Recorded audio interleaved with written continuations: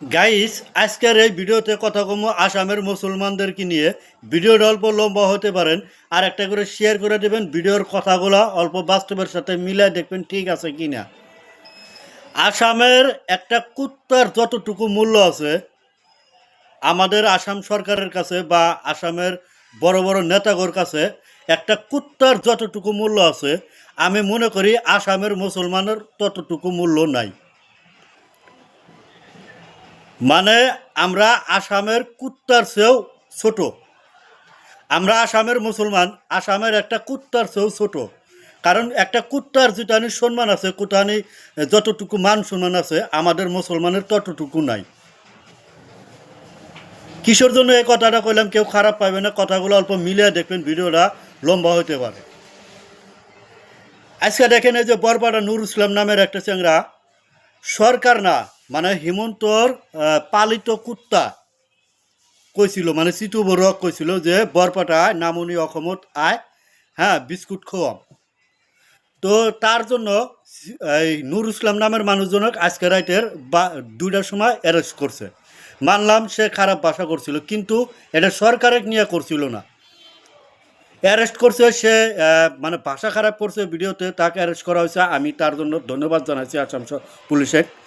কিন্তু তার জায়গায় এই নূর ইসলামের জায়গায় খিলুঞ্জিয়া কিছু ডেঞ্জারাস মানুষ আমাদেরকে, আসামের মুসলমানদেরকে, মিয়া মানুষকে নিয়ে এত খারাপ খারাপ ভাষা করে, যেটা নাকি ভাষায় প্রকাশ করে না।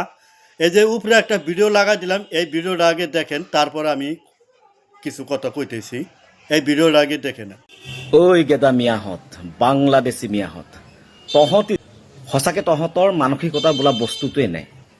এই টেমাটোত জ্ঞান বোলা বস্তুটোৱে নাই, হয় নহয়? অৱশ্যে তহঁতৰ ভুল নহয়, ভুল তহঁতৰ এই গেদা গেদি মাক বাপেকবোৰৰ।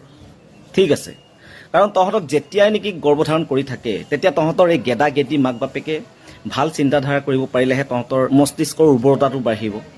গাইস, আমি যে কইছি যে একটা কুত্তার যতটুকু মূল্য আছে আসামে মিয়াদের বা মুসলমানের তাও নাই। এই যে ভিডিওটা তো দেখলেন, এখন আপনি কি বুঝলেন? আপনার সাথে এই কথার সাথে মিলে নেন, আমার কথার সাথে মিলে নেন। এই ভিডিওর মধ্যে যে কথাগুলো কইলো, আমাদের মা বাবাকে এত খারাপ ব্যবহার করলো, এত খারাপ কথা কইলো, আমাদেরকে গেদা মিয়া করে গাল পাঠাচ্ছে। এখন আসাম পুলিশ কোথায় আছে? আসাম সরকার কোথায় আছে? এইগুলো কি চোখে পড়ে না? একসাথে রাজনীতি আসামে কেন করা হয় আমি এটাই বুঝি না। আমরা তো সবাই এই দেশের নাগরিক, সবাই এই দেশে জন্মগ্রহণ করছি,